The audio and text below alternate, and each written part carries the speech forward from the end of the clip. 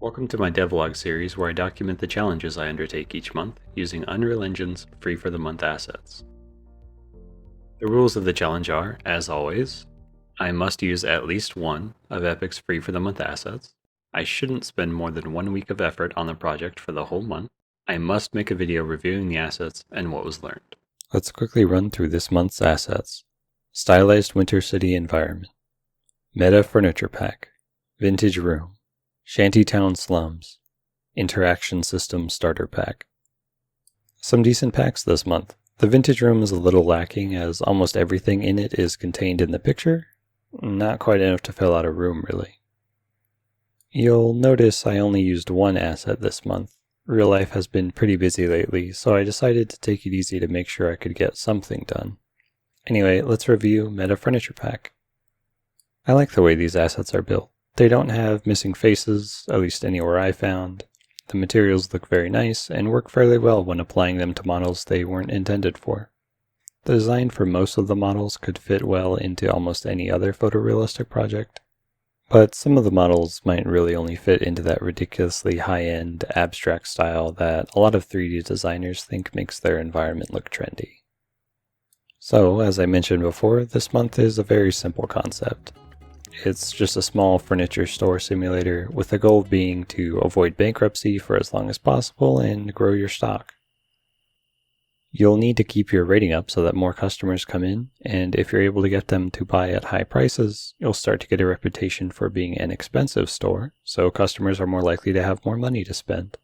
I think an important aspect of simulators is to factor in some of the more tedious elements of the thing you're simulating. So I decided that customers coming in would also dirty up the floor.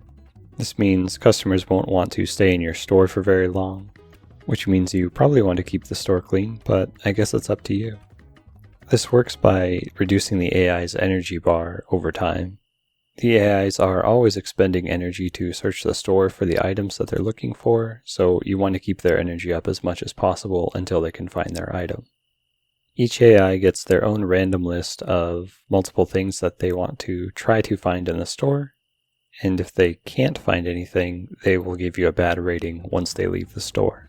If they do buy something, they'll give you a rating based on how much energy they have left at the time of purchase, so you probably want to lay out your store in a way that they can find items and purchase them quickly. Finally, depending on how high or low you marked up the sale price, they'll rate how expensive they consider your store to be.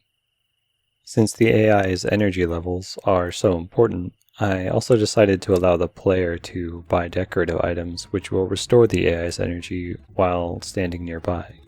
These decorations are limited to vases, but I think it's an interesting idea for a game that you could take further, which would incentivize players to make well laid out shops with lots of nice decoration to keep the AIs around until they finally find what they're looking for.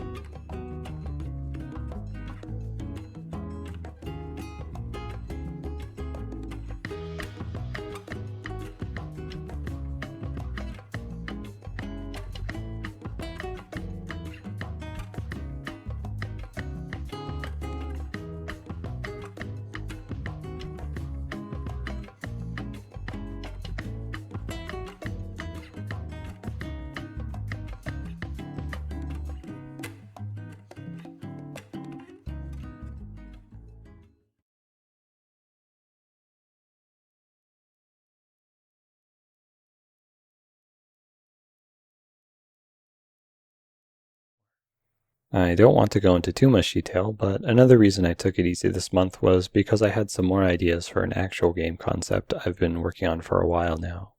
I'm thinking about starting a devlog series following that, from prototype to completion.